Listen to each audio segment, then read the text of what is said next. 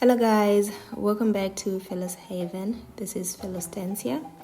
I hope you're enjoying your day and I hope this video finds you well.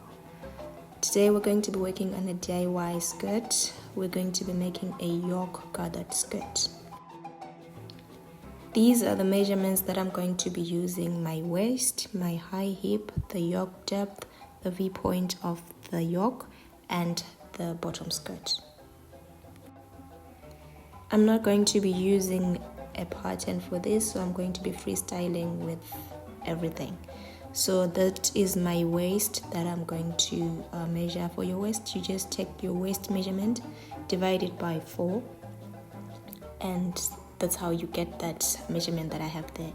And that is the hip line that I'm just marking all the way.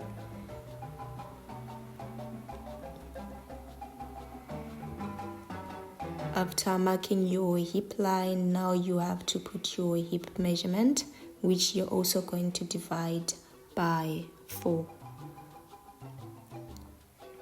So in this case, my hip measurement is 9.5,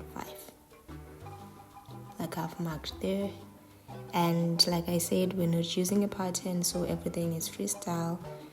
I'm going to attach my waist and my hip measurement. If you have a curved ruler, this will be much easier and much cleaner, but if you do not have, you can just freestyle like I did. The next measurement I'm going to be working with is the depth of the yoke, which I marked, and I'm now just attaching the depth to the hip. That is how it looks. So I'm just freestyling and making sure that it looks exactly the way I want it to look.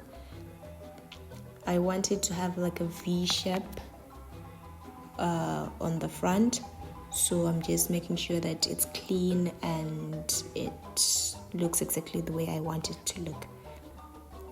Freestyling, like I said, if you have curved rulers, this will be much easier and much cleaner. And I'm going ahead to cut where I've marked so that we have the front yoke pattern piece. That is how the front yoke pattern piece looks. See, tada! I got my V shape that I wanted there. That is the front yoke pattern piece. Now moving on to the back, I'm just going to be using the same pattern piece as my guideline, especially for the waist to the hip. My back yoke is going to be straight, it doesn't have to be V-shape. Then I'm just going to be making it straight all the way, and that is how I have my back yoke pattern piece.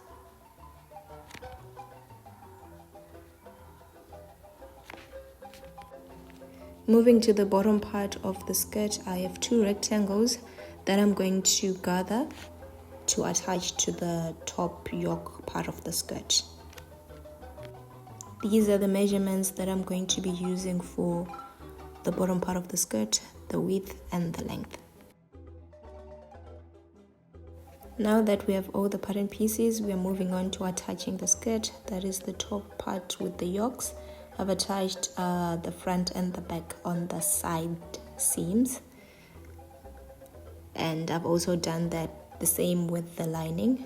Now I'm moving on to sewing the top part of the skirt, which is the yoke part. Go ahead to your machine and make a straight stitch at the top and on the waistline of the skirt. Turn it over and give it a good press. This is how your waistline should look like.